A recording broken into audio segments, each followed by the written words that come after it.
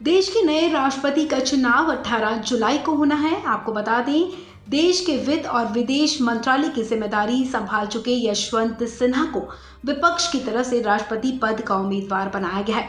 यशवंत सिन्हा के नाम का प्रस्ताव टीएमसी ने रखा था। इससे पहले यशवंत सिन्हा ने राष्ट्रीय कार्य के नाम पर ममता बनर्जी की पार्टी टीएमसी से इस्तीफा दे दिया था।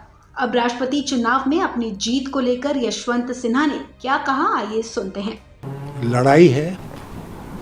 लड़ाई के मैदान में जब आदमी जाता है तो फलाफल के बारे में चिंता नहीं करता है, लड़ता है।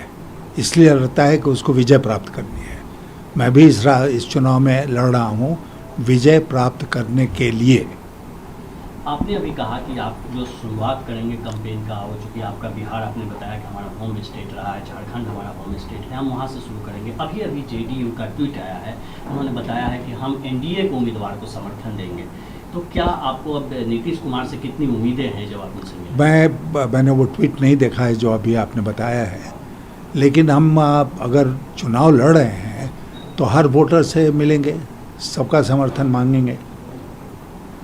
और बिहार, मुझे लगता है कि बिहार झारखंड के ऊपर मेरा एक तरह से विशेष अधिकार है, क्योंकि मैं वहाँ का हूँ। दूसरी तरफ आपके बारे में ये कहा गया कि चूंकि कई राष्ट्रपति के लिए कई उम्मीदवार तैयार नहीं हुए तो आप अंतिम में कंसेंसस उम्मीदवार बने। चूंकि उम्मीदवारों की कमी थी इसलिए आप उम्मीदवार बने। इस पर आपका क्या कहना है? मेरा ये कहना है कि मैं मानता हूँ कि मैं चौथा उम्मीदवार, चौथा कैंडिडेट हूँ। 3 कैंडिडेट्स ने पहले ना कर दिया, तो चौथे कैंडिडेट के रूप में मेरे नाम पर सहमति बनी। ठीक है ना। जीवन में बहुत बार मेरे साथ ऐसा हुआ है कि मैं सेकंड चॉइस रहा हूँ, फर्स्ट चॉइस नहीं रहा हूँ, लेकिन किसी परिस्थितिवश सेकंड चॉइस होते हुए भी वो पद हम ही को मिला और उसका पूरा हमने उपयोग किया राष्ट्र हित में।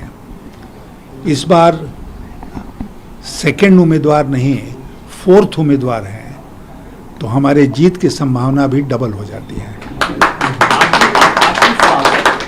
आखिरी सवाल सर, द्रौपदी मुर्मू के बारे में कहा जा रहा है कि एसटी कम्युनिटी से आती हैं, एक समाज के सबसे निचले तबके के लोगों को प्रधानमंत्री ने फैसला किया कि राष्ट्रपति भवन में भेजें।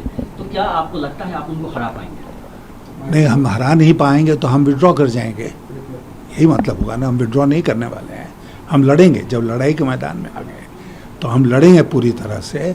और मैंने पहले भी कहा है कि द्रौपदी मुर्मू जी से मेरी कोई व्यक्तिगत लड़ाई नहीं है। उनको मैं बहुत अच्छी तरह से जानता हूँ, अपनी शुभकामनाएं देता हूँ, लेकिन ये लड़ाई है मुद्दों की, ये लड़ाई है भारत के संविधान को बचाने की।